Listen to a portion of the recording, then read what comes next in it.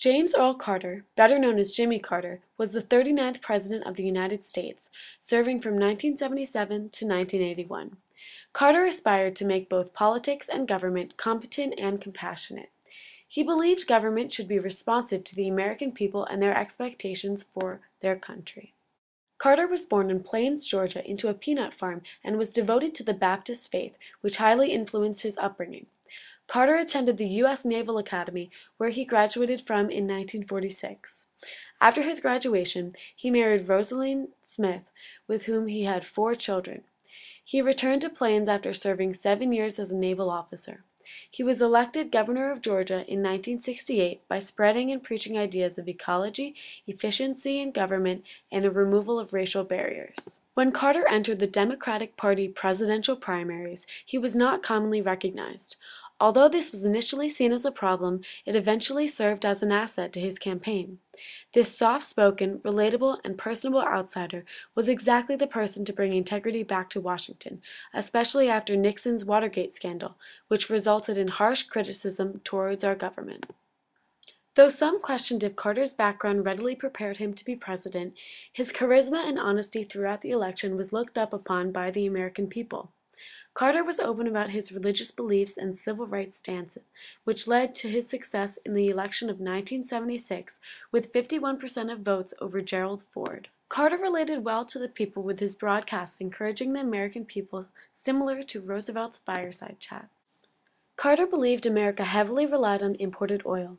This led to the National Energy Act, which removed the price regulations on domestic production of oil and natural gas, which resulted in the drop of the U.S.'s dependence on foreign oil. Violence in the Middle East increased, causing a second major fuel shortage. Inflation went from 7.6 to 11.3%. America soon questioned Carter's economic policy. Carter's popularity declined due to his inability to reduce inflation and fix the decreasing standard of living.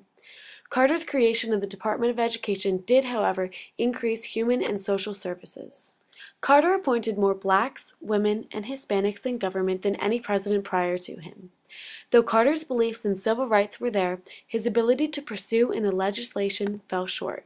As long as I am president, the government of the United States will continue throughout the world to enhance human rights.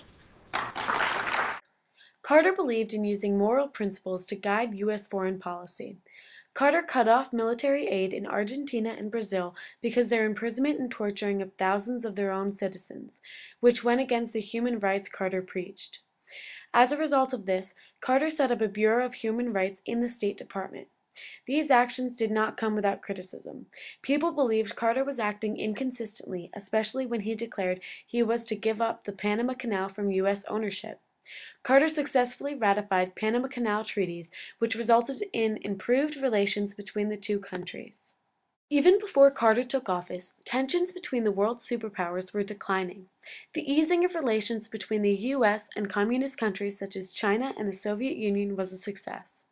Building upon the work of previous presidents, Carter established full diplomatic relations with China and signed an agreement known as SALT II between the Soviet Union and the U.S. SALT II limited the number of nuclear missile launchers and weapons each side could produce.